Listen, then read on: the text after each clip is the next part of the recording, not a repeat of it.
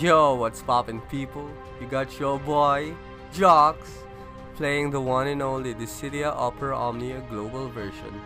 So I know this is the first video of my YouTube channel, so stay tuned, drop a like, hit the subscribe button, let's go! So for this video, this will be a quick rundown on the huge game update that we have today, August 29. I will be running through the quality of life changes that we are getting in the game. So without further ado, number one would be the backup options we have right now in the game. So currently, before this patch, we only have the option to do backup by linking our Opera Omnia account to a Facebook account.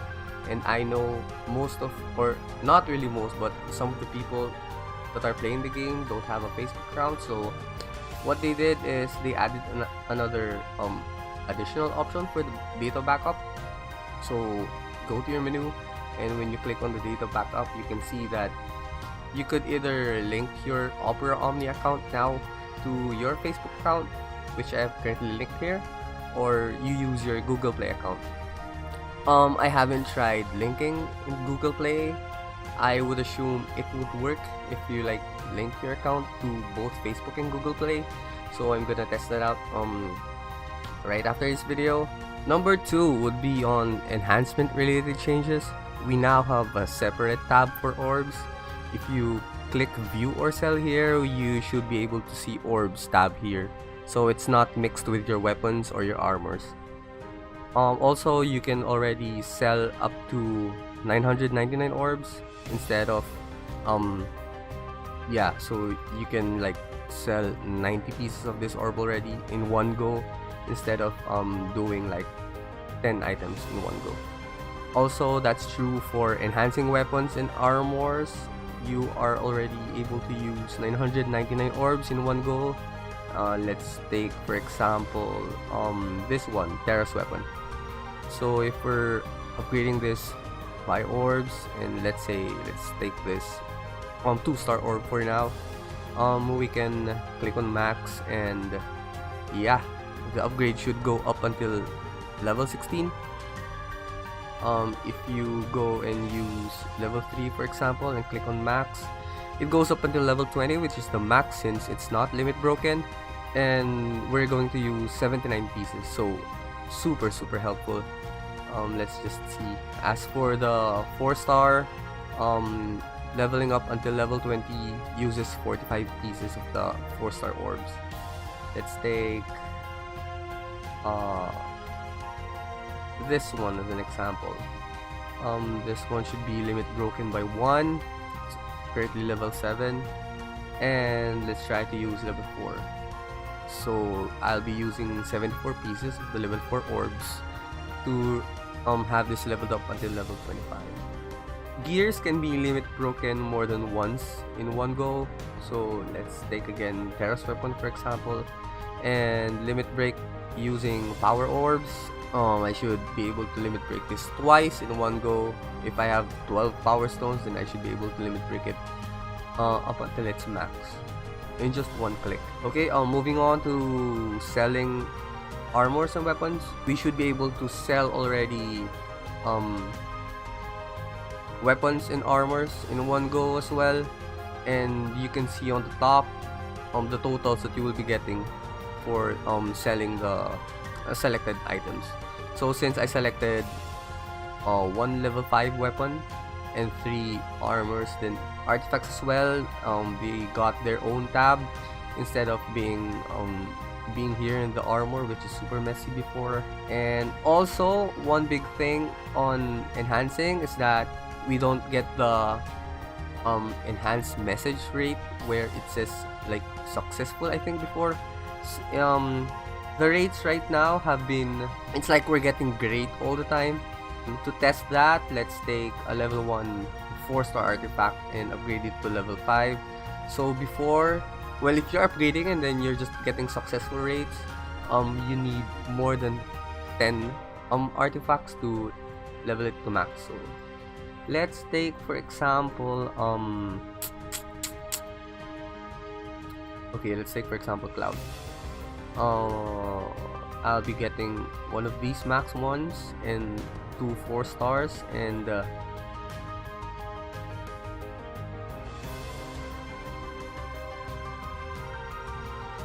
there. So before, when you're upgrading level 1 4-star artifact and you're using 1 level 5 and 2 level 1s, and then the rest are 3-star artifacts, you won't reach level 16. You won't be able to max out that artifact using this ones.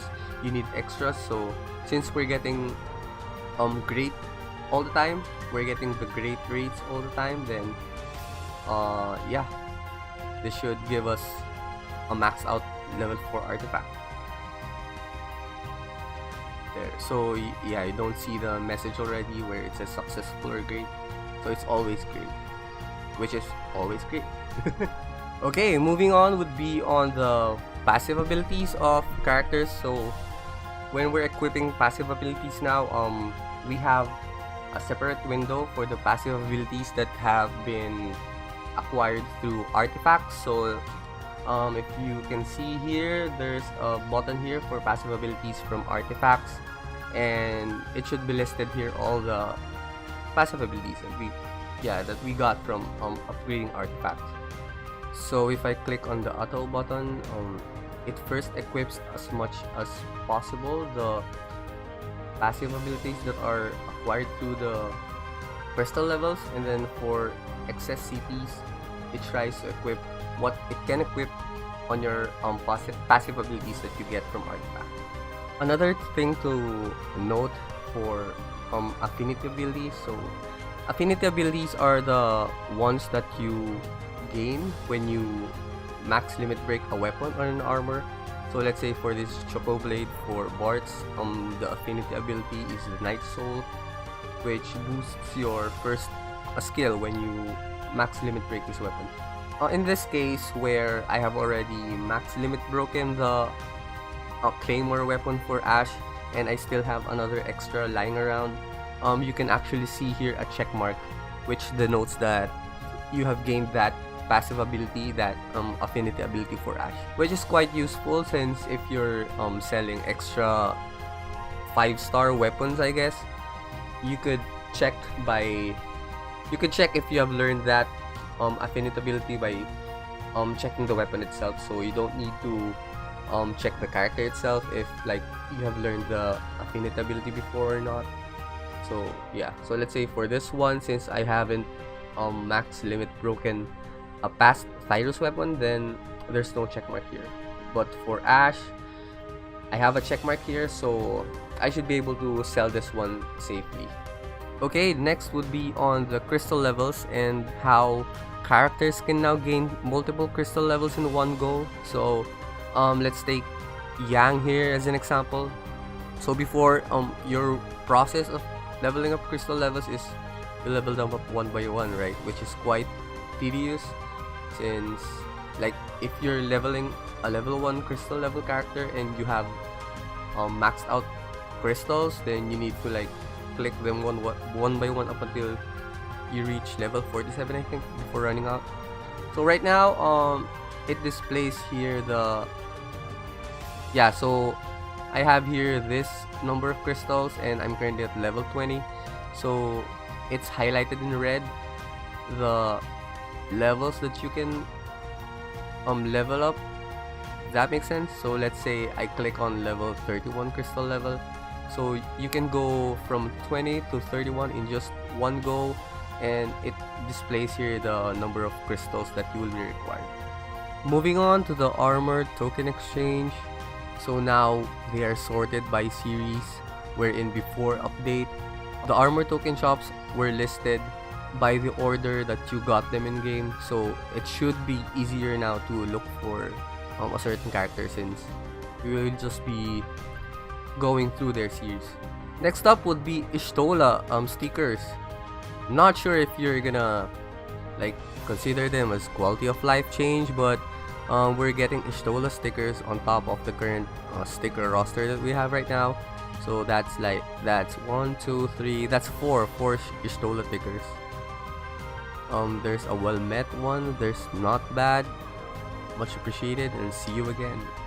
And then I guess some minor stuff that are very helpful to beginners are we're getting new player missions, and they have been added in-game, and the first daily mission is now 3,000 gil instead of the 1,000 gil.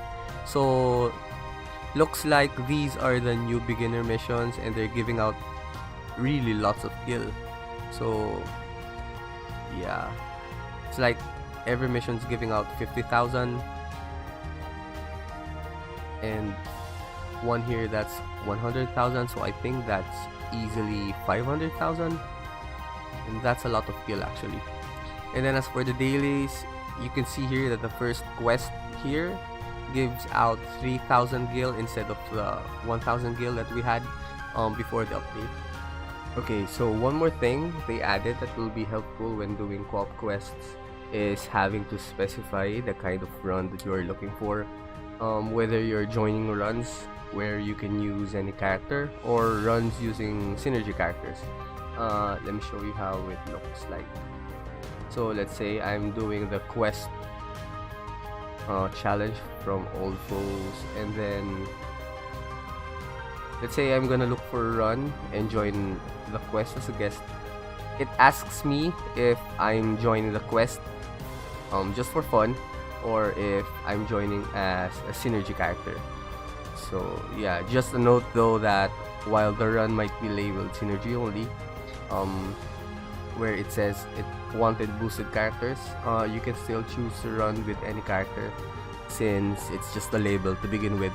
So let's try joining the synergy only run with Laguna. And since Laguna is not a synergy character, let's wait a minute. You should still be able to join the run, but I would assume the host would not start the run since he's looking for a synergy character. Okay, there you go. So as you can see here on the upper right, it says wanted boosted characters, and even the host himself is not using a boosted character. So yeah, it's just a label to begin with, but still pretty neat, I guess, when people know that you're looking for synergy runs. So thanks for checking out the first video of my channel, Jaux Plays, and if you like what you see, give this video a thumbs up and smash the subscribe button, if that's what you're into. And I will see you on the next video. Peace!